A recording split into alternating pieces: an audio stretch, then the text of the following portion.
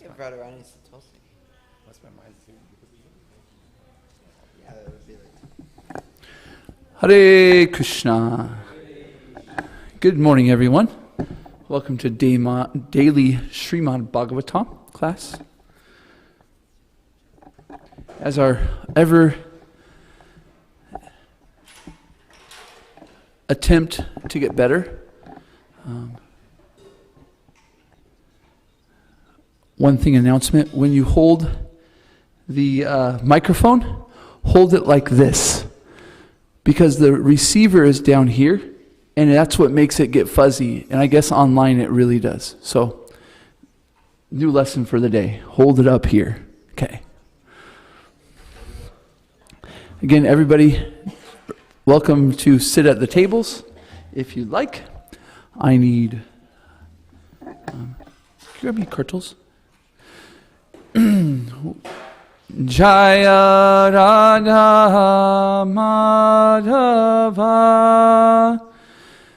Kunja Bihari.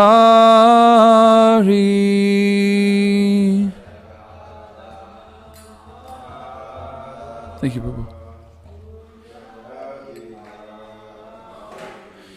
Jaya Radha Madhava Kunja Bihari.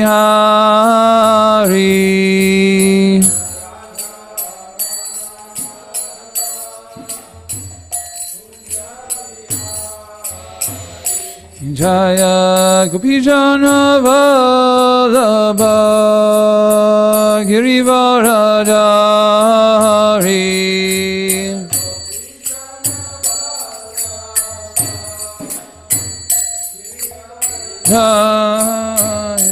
Jaya Gopijana Vallabha Girivaradhari.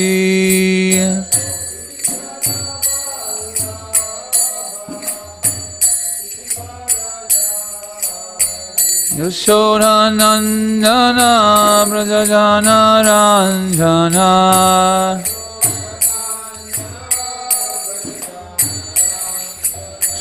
Yashodanandana Brajajana Ranjana.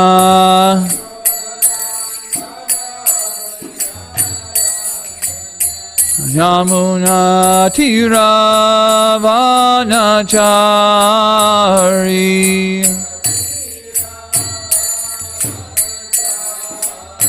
Yamuna Tiravanachari.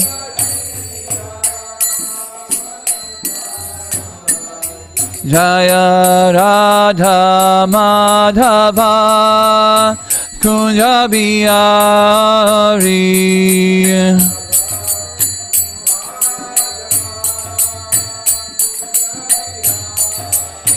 Jaya Radha Madhava Kunja Bihari.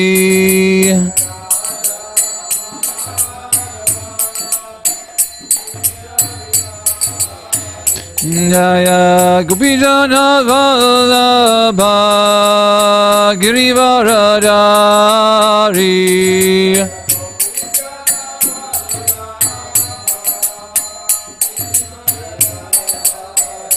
Jaya Gopijana Vallabha Girivaradhari.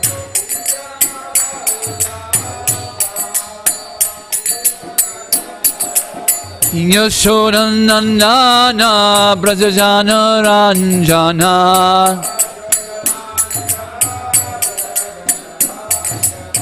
Yashodanandana Brajajana Ranjana.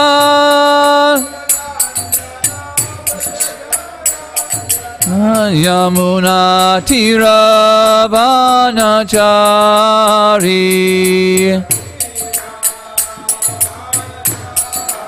Yamuna Tiravanachari.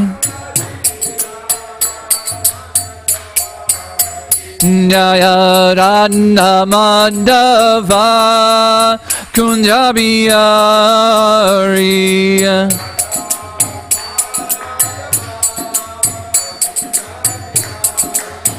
Hare Krishna, Hare Krishna, Krishna Krishna, Hare Hare, Hare Rama, Hare Rama, Rama Rama, Hare Hare, Hare Krishna.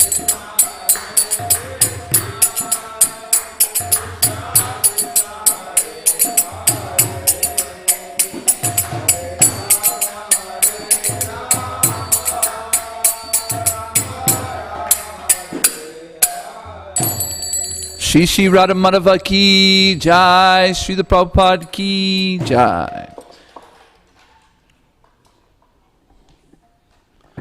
Jose, underneath my bag right there is my little folder. If you would get that for me, I'd really appreciate it. Thank you. Om Namo Bhagavate Vasudevaya.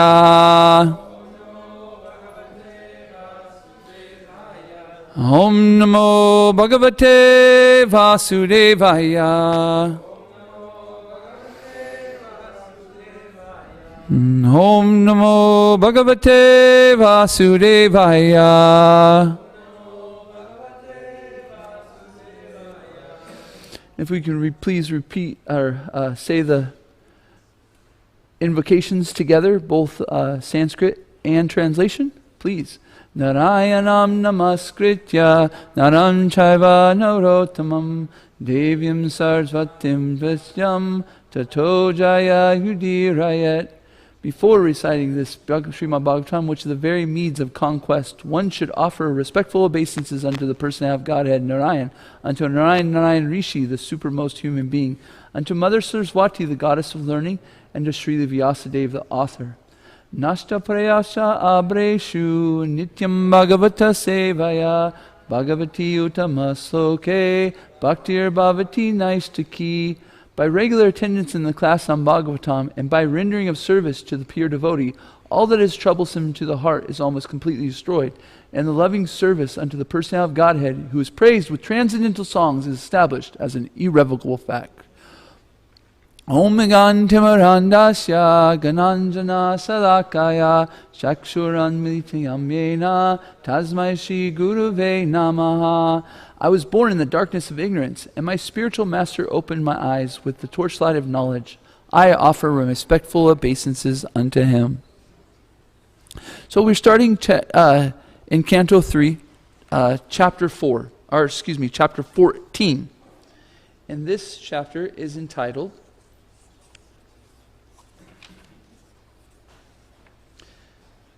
Pregnancy of Deity in the Evening. And before we get started, we'll read, so we'll do text 1 through 15, and we'll be focusing on text 12 today. Before I start, I wanted to mention a few things about just Bhagavatam in general. In this world, you'll see so many opportunities to hear stories through either literature or through movies or radio or something. And often you'll hear in these literatures, in these stories, so many different things. Murder, robbery, the love story, the sexual scandal, this scandal, that scandal, so many scandals. And we spend, in America alone, we're spending trillions of dollars on these things, attracting people to these stories. Oh my gosh, these mundane things meant for material sense gratification, yes. But then you start reading Srimad Bhagavatam, and you start reading about murder, sexual scandals, people robbing people, people manipulating people. And you think, wait a minute, I could go to the cinema and hear about these kinds of stories, right? So what's the difference? What is the purpose of Srimad Bhagavatam in all these stories? Or what's the purpose of story in our culture?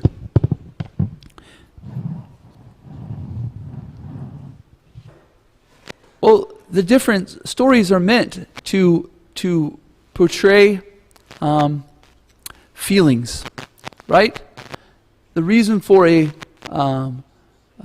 movie or a song is the hopes of you catching some kind of emotional response. This is the catch.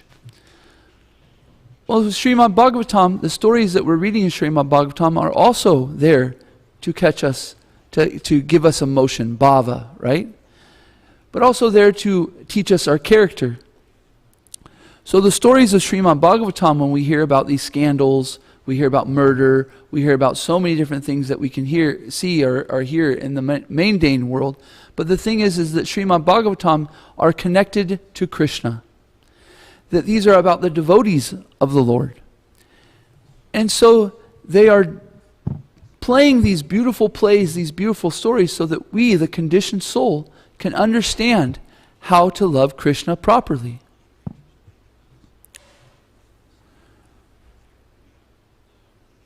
Every psychological situation we can come upon is in Srimad Bhagavatam. So when we read Srimad Bhagavatam thoroughly, then we can start to understand and see Srimad Bhagavatam in our life. We can see that, oh, this scandal or this person or this, and we can see how to adapt to it in a way to serve Krishna. Some people say, I was thinking, some people, the way we do the Balaram Prabhu was saying the Krishna House method, right? This wide range of verses and then focusing on one. And some people say, well, I'm not going deep enough into Srimad Bhagavatam. Some people say like that. Some people that have been around, they want to go deeper. They want to hear every purport. And so my encouragement in that way is, yes, dive deeper into Srimad Bhagavatam. But that doesn't mean that you can't get value out of this. Matter of fact, we're encouraged, right, to read an hour a day. You'll often hear this. And read Srila Prabhupada's books.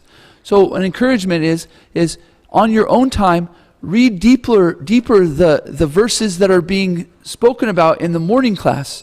Read over Srila Prabhupada's purports. Read them deeper. And you'll see that Srimad Bhagavatam, like I was speaking, really starts to come alive even more. One thing, if you can do it, if in the morning, early morning, if you can read for 45 minutes or an hour what's going to be read in the day, that's amazing. Because then not only are you thinking about if I was doing this class, if I was teaching it, I might think like this, I might talk about this. And then you hear the speaker and you say, oh, I didn't think about that point. Oh, that's a good point. Or oh, I was thinking of that point. And then when there's times for comments or questions, you can also bring up the things that you thought about. Or you can do it later in the day, but the point is that the deeper you go into Srimad Bhagavatam, the more you'll see that these aren't just normal stories of scandals, of things that you could possibly watch in the material world. They're real stories that are affecting our character and affecting our relationship with the Supreme Lord. So I wanted to mention that because we're getting into some stories that just go, wow. This is crazy. This is like, these are, you couldn't make this up kind of stories. But this is the perspective, the attitude we should have in these stories in Srimad Bhagavatam, that we're hearing from these great devotees who are so kind to portray these stories to us so that we can come closer to Krishna, so that we can go in our daily life and live a life of Srimad Bhagavatam. Our culture is actually Srimad Bhagavatam culture. People say Vedic culture in there. I would argue that actually we're not so much about Vedic culture as more about Srimad Bhagavatam culture. We have the Srimad Bhagavatam. If you go deeper, you can go into Chaitanya Charitamrita, which even goes deeper on how to do Srimad Bhagavatam culture. Okay, before Drista falls asleep, let's go to text 1. Read a couple, please everybody read 2 verses each, 3 verses. We'll go to 15. Sukadev Goswami said, after hearing from the great sage Maitreya about the Lord's incarnation as Varaha, Vidura, who had taken a vow, begged him with folded hands to please narrate further transcendental activities of the Lord, since he, Vidura, didn't yet feel satisfied.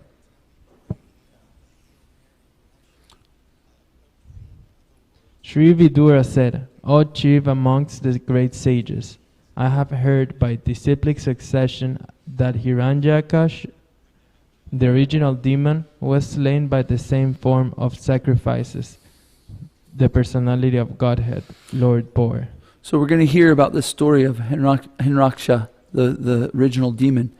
And so I found it beneficial to explain the theme of the class so that when we read through it, we can kind of keep track of the theme. And so today's theme is the purpose of sex and marriage is to beget children and deliver them back to home, back to Godhead.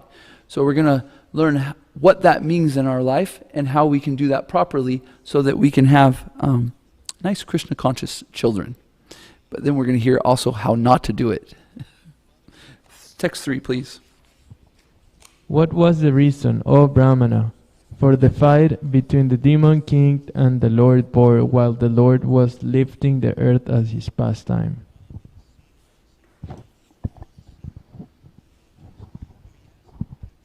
My mind has become very inquisitive, and therefore I am not satisfied with hearing the narration of the Lord's appearance.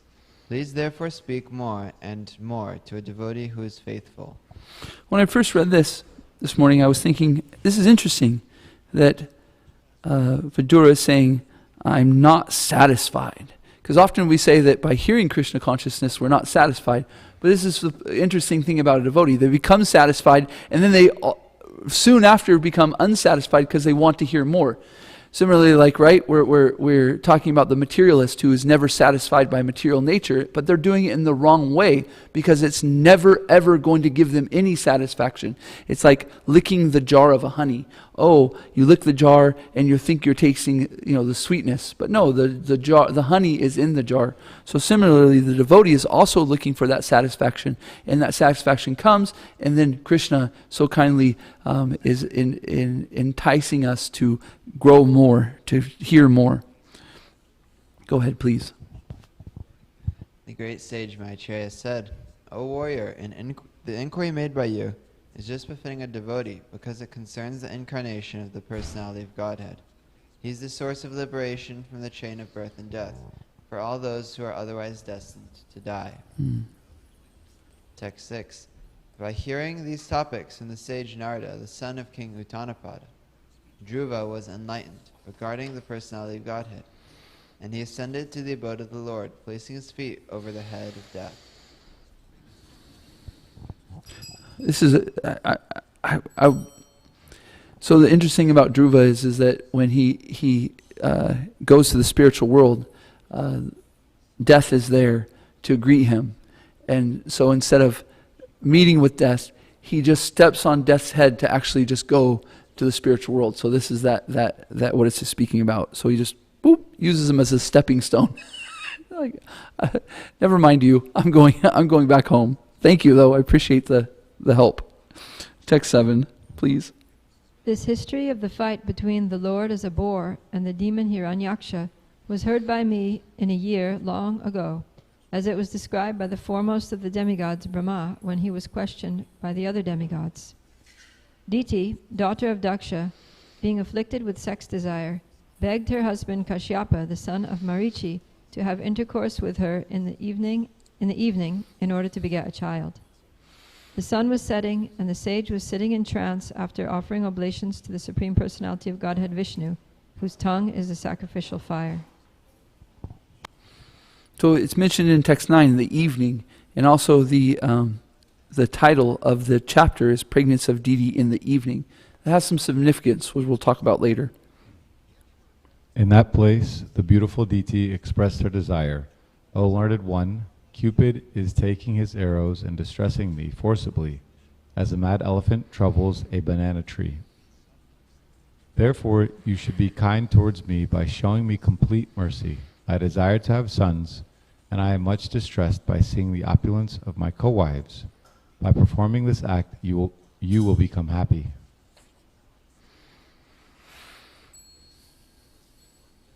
A woman is honored in the world by the benediction of her husband, and a husband like you will become famous by having children because you are meant for the expansion of living entities.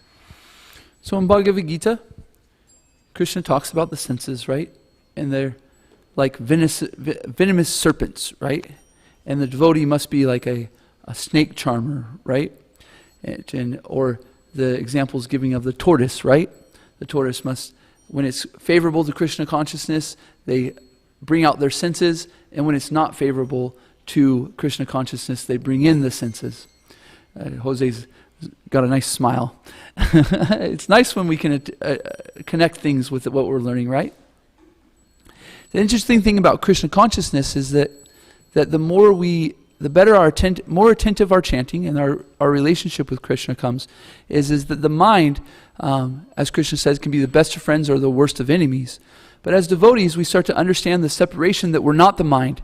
And then through our Krishna consciousness, the mind might asks, the sense of the mind as a sense might be asking something from us, right? Do this, do that, do this. But through Krishna consciousness, the gap that we hear from the mind and then decide what to do becomes larger, and we can use our intelligence. We get to be able to use our intelligence more clearly in that gap. So the mind, for instance, the mind says, that person is not doing, doing something that offends me. And the mind says, yell at them. Okay, the mind might say that, but a Krishna consciousness person, through their meditation, through their Krishna consciousness, the gap between the mind saying it and the action becomes longer. And then they can use, because of the purification of the intelligence, they can intelligently decide, is that the right thing to do? Is that going to be beneficial to Krishna? Is it going to be beneficial for my Krishna consciousness? And they make a decision based on that. So then they can decide, am I going to extend my senses or am I going to hold them back? They become like a snake charmer. Very interesting. Okay, go ahead, please. Text 13. In days long ago, our father, the most opulent Daksha, who was affectionate to his daughters, asked each of us separately whom we would prefer to select as our husband.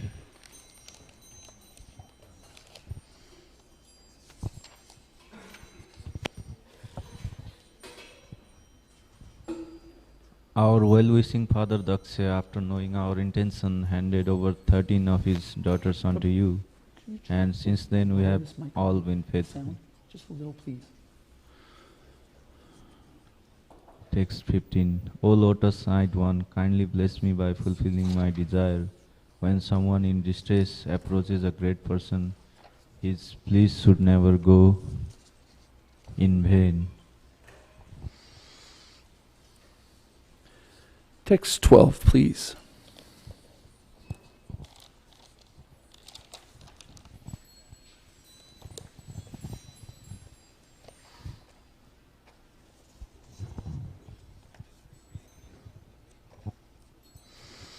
Okay.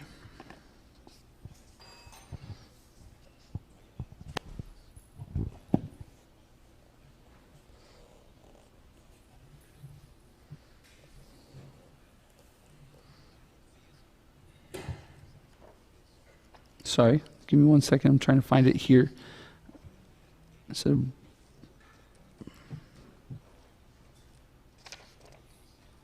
hey, Hare Krishna. Okay. Bharatri aptoru mananam.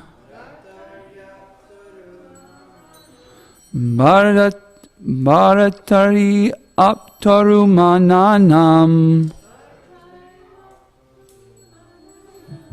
Lokan avyasate yasyaha. Lokan avyasate yasyaha. Patir bhavad vido yasam. Patir bhavad vido yasam. Prajaya manu jayate. Prajaya nanu jayate.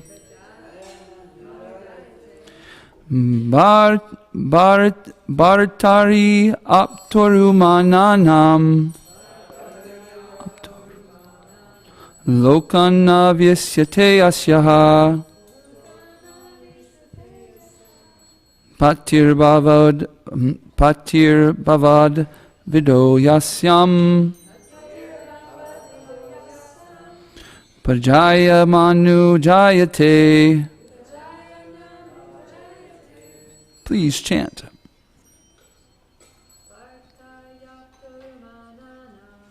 Apturmananam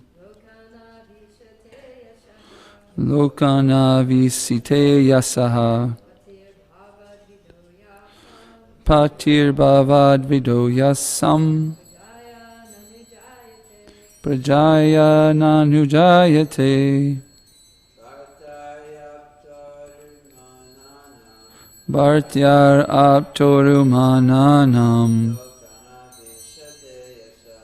Lokana Visyate Yasya Patir Bhavo Vidosam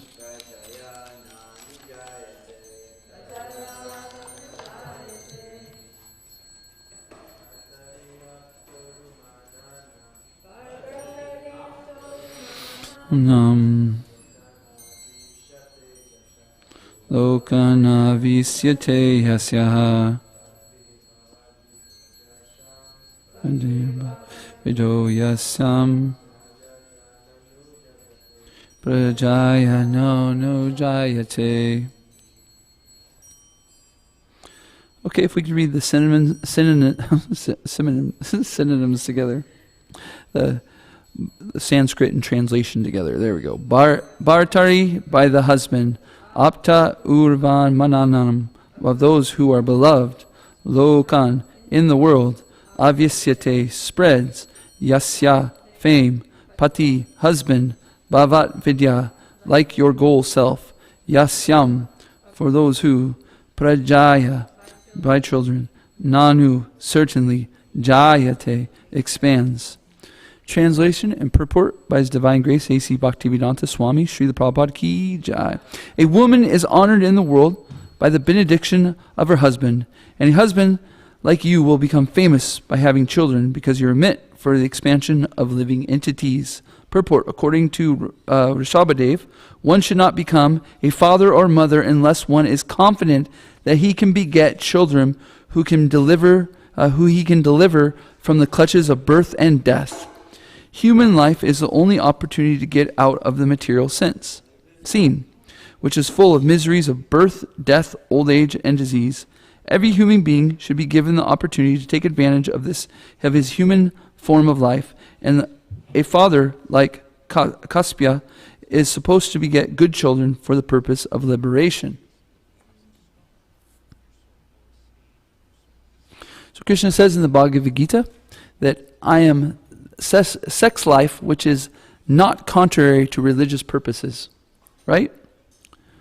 So you'll find I find it very interesting because even in the mundane, in the material world, people are so interested in pedigree. People will breed dogs, they'll breed horses, right, with a pedigree to get this beget very nice children, animal children.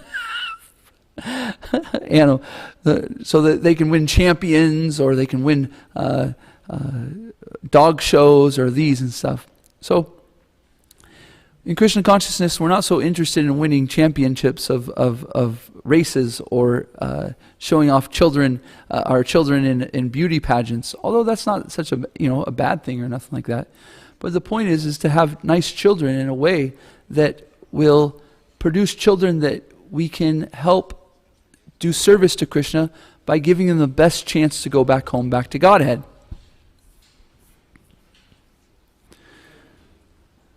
So, at birth or at conception, there's certain things that a wife and husband can do to greatly increase their chance that their children will be devotees of Krishna. So it was mentioned earlier that it talks about, earlier in one of the verses it says that, forgot her name, Daksha is the husband, and Diti. Kashyapa is the husband, Diti is the wife. So the wife, Diti, is asking to have relationships with her husband in the evening. And then the title is Pregnancy of Deity in the Evening. Well, the three modes of material nature are very strong in this material world, and they're acting in different ways at different times. So in the evening, the mode of ignorance is very prevalent, right? And during the day, the mode of passion is very relevant. And the mode of goodness is being seen in the morning. This is why we really encouraging doing our sadhana, our spiritual practice early in the morning, because it's the best time that the mind is settled, that our body is settled, and we can really get our meditation, our focus on the proper in a line for our goal of life of serving Krishna. So similarly, that when we are ready for children, when somebody's come up to the age that they are thinking about grihastha life and children, it's actually said that Srila Prabhupada said that 25 is the age that the man should be, if they're desiring to have children, shouldn't be younger than 25. That when they beget children, they should understand that these laws of nature are there. But it's more than just the laws of nature. It's when is it auspicious that we can have children that will become, attract, how should I say it? It will attract the soul into the body that is best fit to live a life of devotion, right? So I thought this was very interesting because at the time of death, our consciousness determines our next body, right? So we understand that at the time of death, we want to be thinking about Krishna, and this will take us to the spiritual world. And if we're thinking of some other thing, that it's our next body will be determined by this. Well, actually, the consciousness of both the parents is also and similarly attracting the body or the soul which is going to enter the child. So our consciousness is important about how when we have a child, who we're bringing into this world. So there's what we call samskaras in the Vedic tradition, in Bhagavatam culture, and one is that is the begetting of children. So we should, some of the things are like we shouldn't do it on fasting days. We shouldn't have children on fasting days. We shouldn't, there's certain days of the week that aren't auspicious, that shouldn't be used to have children. And then there are certain times and certain places, times and certain days that it is very auspicious. And so sometimes you'll see devotees, they'll inquire from an astrologer, what's an auspicious time that for children. It's also said that I haven't found it, Srila Prabhupada actually say this. I'm not saying he did say this, but one thing that's been talked about so often when I hear about this is that it's requested that the husband and the wife both chant 50 rounds before conceiving. And this really puts them in a consciousness that this service is for Krishna and that we're going to beget a children for Krishna consciousness means. So you can really see that the devotee is thinking about every aspect of their life as how to serve Krishna. Even there's said that sex life is the most pleasurable thing in this world, And so the devotee doesn't say, so many times we've talked about that the devotee doesn't say, we can't please the senses, but we must please the senses in Krishna consciousness. We can eat, but let's eat things that help us in our Krishna consciousness. Let's sleep, but let's sleep in a way that best helps our Krishna consciousness. Okay, sex life is there, but let's use it for begetting children that we can help in their life go home back to Godhead. So now once we've had those children, we can do things like read Bhagavatam to them. Actually, it's said that in the womb of the mother, that the child is very conscious of what's going on. So when the mother's going to things like Kirtan or reading Srimad Bhagavatam or reading Krishna books, the child is actually hearing it too. And so this is very, very nice for raising our children in Krishna consciousness. I lived in Boise for some time. And in Boise there's two devotees named Radhika Raman and Gopal Hari. They're pretty famous in ISKCON, very, very well known. And Radhika Raman graduated from Oxford with his PhD at 21. And Gopal Hari, same thing. I'm not sure exactly the time. But their mother, when they were young, would read them Srimad Bhagavatam. This is what we're reading now. However, instead of telling them what it meant, she would encourage them to read something until she would ask them, what does it mean? What do you think this means? What is going on here? And so this allowed them to start to develop their critical thinking skills, their logic, through Krishna consciousness. It wasn't so important if they were right or wrong, but the point is they were starting to become conscious of Krishna consciousness and the philosophy and the understanding. So this is a way that we can help, not only conceive children that are ready to be Krishna consciousness, but then, in our teaching them to help them become Krishna conscious.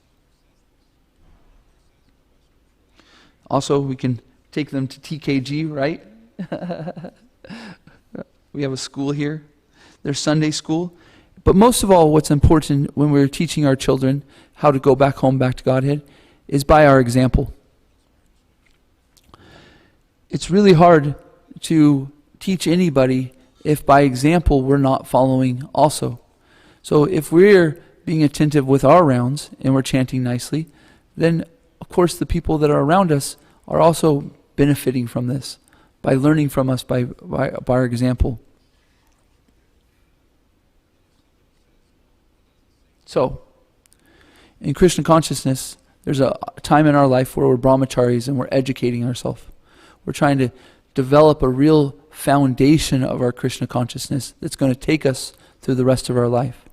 And so the students of Krishna House, but just in general, our culture is to teach children how to understand books like Srimad Bhagavatam, to understand Krishna consciousness philosophy, so that they are given the best opportunity to live a life that's pious.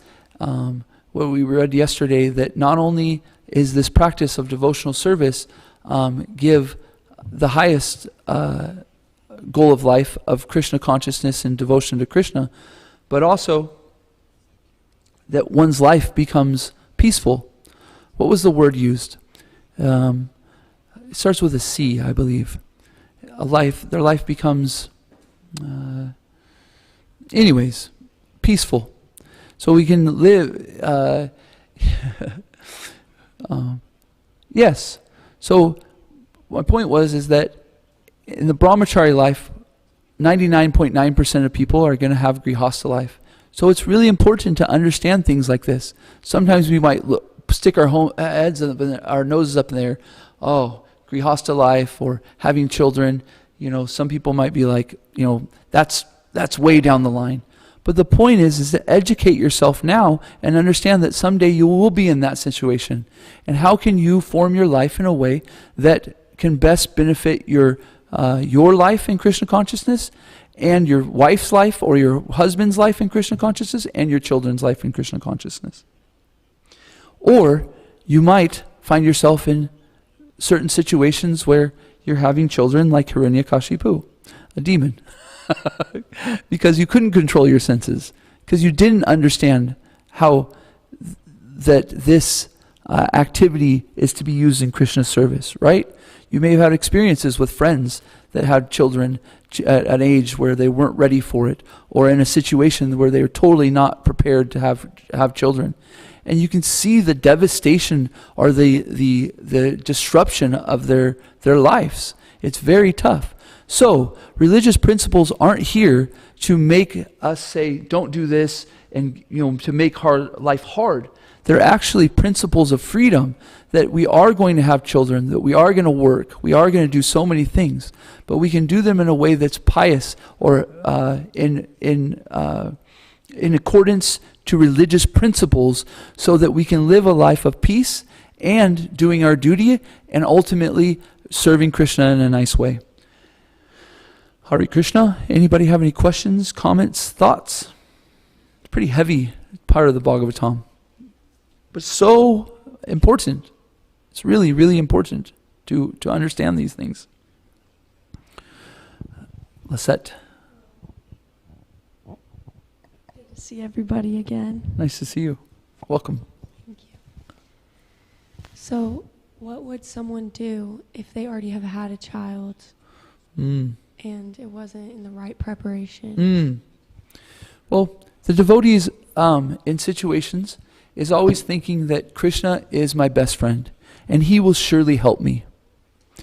And so we may have done things that have really bind us to this material world, not just with children of a sense, in a sense of that we haven't done this, but also we may have gotten to professions that aren't so conducive to our nature, or we might be in so many distressful situations that aren't conducive to our Krishna consciousness. But through the process of Krishna consciousness, of our sadhana, chanting Hare Krishna, gaining that friendship of Krishna, he starts to teach us how to become unentangled. He starts to untangle us. And so then we start using everything as a benefit. So the devotee isn't looking at this situation like, oh, this is terrible, what can I do? There's no answer. No, they're looking about, okay, this is the situation I'm in. What can I do to use it in Krishna's service? How can I use it to uplift myself in Krishna's service? So we do that through people that have walked this path before us, that are more advanced with us. We can start to ask them questions. I'm in this situation, help me. And we start to inquire about how best to deal with the situation. And we can see that Krishna is helping us. I grew up not in Krishna, not in this process. I was 24 when I came here. And anyways, not to brag, just kidding, it's not bragging, but I did so many things that were ridiculous and stuff. And I could see that because of my past activity, as I was very entangled. But then I want to say before, Nanda Braja is so puffed up thinking he's not entangled. No, I'm still entangled now, but I'm very less entangled. But through the process, I could see that Krishna was helping me to untangle from my past karma, my past activities, and using them as a teaching moment to understand, yes, Krishna consciousness is the thing that I want to do. My relationship with Krishna is the most important thing, and that I need to be determined, be enthusiastic in it. And so, anyways, over time, I untangled. I've become able to use a profession, get a profession that's more in line with my nature, and I'm always learning lessons every day. So, yes, we are in situations that can be tough, but through reading scriptures, by associating with other people, and by inquiring from them how to best go about, we can start to breathe a little bit easier. Life becomes more peaceful, and we become more determined and enthusiastic in Krishna consciousness. Is that okay? Yeah. Thank you. Priya, Prabhupada Priya, Prabhu. Krishna. Yeah, I was just kind of imagining or kind of visualizing the scene where, it's described that when the soul leaves the body, if the soul is not, it is needing to take birth again in the material world to continue the rectification process, then it's usually described that there's like a 6-month interim period between leaving the dead body and going into the womb of a new mother.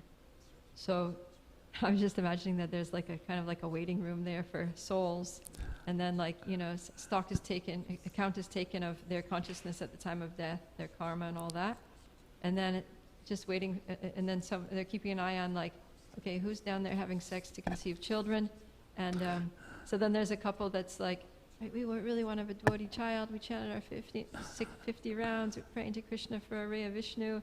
And then there's one soul that, was kind of a devotee in the past life, but didn't quite make it. And so someone's like, all right over there, gate number 10. and then there's another soul that's waiting there that was just totally mode of ignorance, was just like an atheist and committed all kinds of nefarious activities. And then there's a couple having sex and they're drunk and they're ignorant and they're just like really out of it. And they're like, all right, that's good for you. You go over there. And then the soul just enters the semen and gets shot into the womb, and there you have it. Right?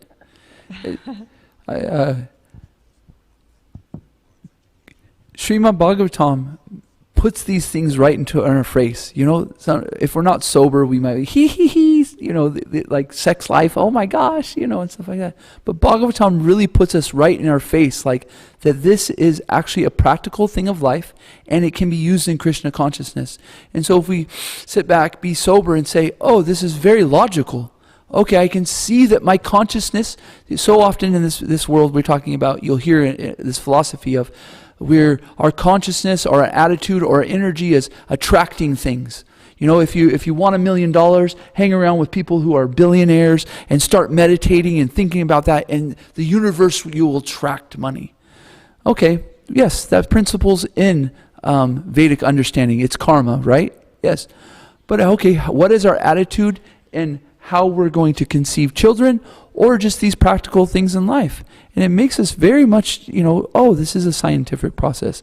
Oh, it's not so comfortable to talk maybe about these subjects sometimes, but they're very real and very practical in our life, and there to help us to live a life in Krishna consciousness as best possible. Yes, Krishna wants us to be peaceful in this world. He wants us to be happy. So he's going to give us ways that we can be Krishna consciousness and have, be self-satisfied, be content. There we go, content in our situation. So then we have a ray of Vishnu come down, and or we can have, the mutt. I was talking about earlier about people with pedigrees of dogs and stuff. You can have a mutt. Right? Any other comments, thoughts? Jose. Okay. Oh, you I have. was just thinking, like, in America, we talk a lot about family planning, but like colleges, universities, like at UF, they would have this table and it would say family planning, and you go there and it's not about family planning, it's about how to not have a family. It's all about birth control. So actually family planning is this, family planning is like, okay, how can we have a good child? How can we attract, a pious, elevated soul, to take birth in our families so that we can have a peaceful life and, help that soul to attain liberation, going back to Godhead. So, that's the real planning, let's be proactive and plan for this so that we can get the desired result. I was thinking, the family planning, the way they usually think, it's a misnomer. It's family stopping. Yeah. I was thinking about, sometimes we use this example of people saying, oh, you guys don't eat meat, you don't drink, you don't take intoxications, you don't gamble, and you don't have illicit sex. What is there left to do? But the people that are doing those are giving themselves so much trouble. For instance, you get drunk, you have illicit sex, and then you have a baby, and now you're not prepared, you're not ready, you've got a child that's that's a terror, and now you're living a life going, what the hell did I get myself into? Who's living in freedom more? The person who's reading about, oh, these are the activities I can do to live the most peaceful life, or the person that's,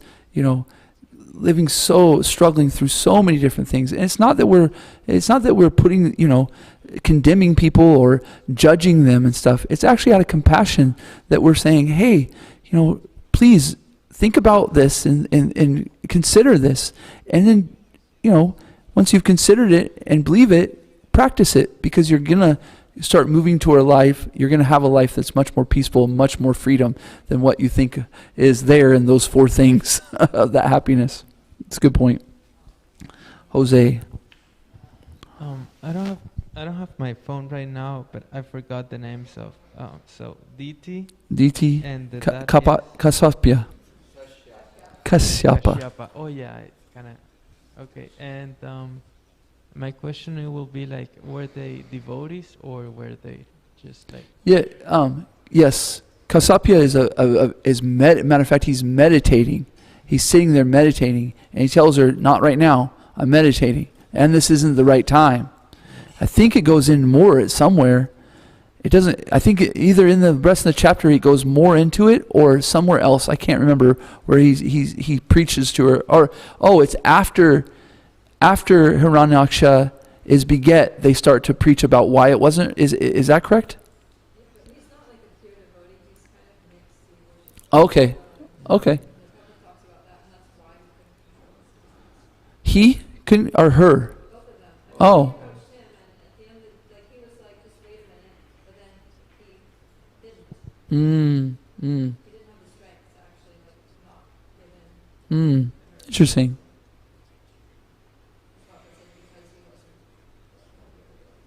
So do you hear that? So he wasn't. They're religious in quite a bit of means, but they weren't a pure devotee. Yeah. Other thing is that this happens. I've seen it like a couple times. That it's like a family. They have 4 children, and out of those 4, 2 are like very good and pious, and the other 2 are like a horror or something like that. Yes. Yes. So it's like the seeing how the state of consciousness of the parents had a lot to do in that process. Mm.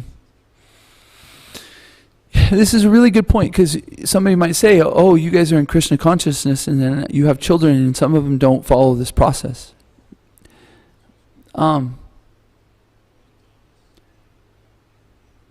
Karma is very, these rules and laws are very deep and stuff. And so sometimes we can't understand them.